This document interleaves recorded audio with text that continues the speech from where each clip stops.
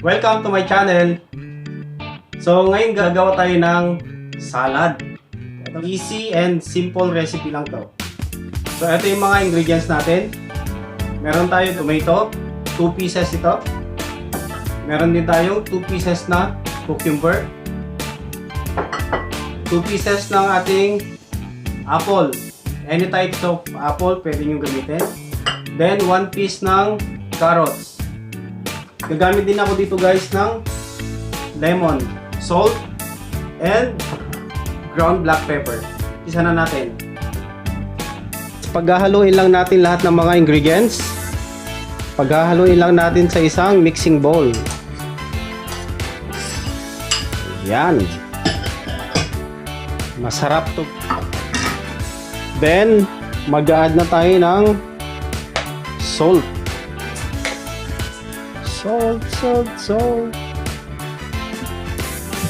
Yung ating ground black pepper. And ng ating lemon.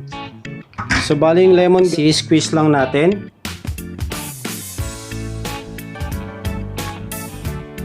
Madali lang gawin to, napakasarap. Napakasustansya. At murang-mura pa.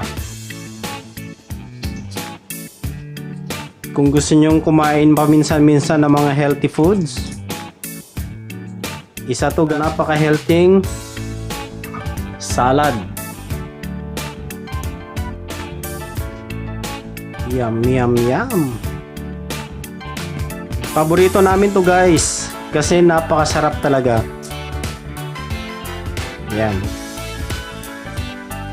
So imimix lang natin mabuti para ma-distribute talaga yung mga ingredients na nilagay natin.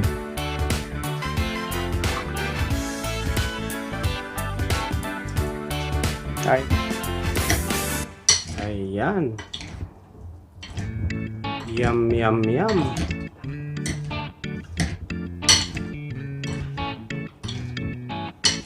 Naamoy ko yung lemon. Sarap ng lemon. Eto guys, napaka-healthy pagkain to. Yan. At napakadaling gawin.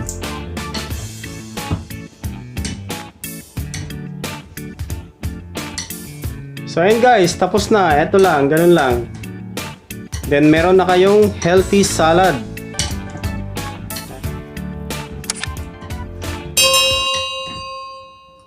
Thank you guys for watching. Don't forget to like, share, and subscribe.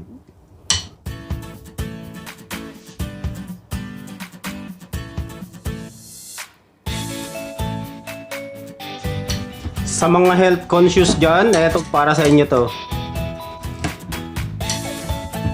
At talagang napakasarap.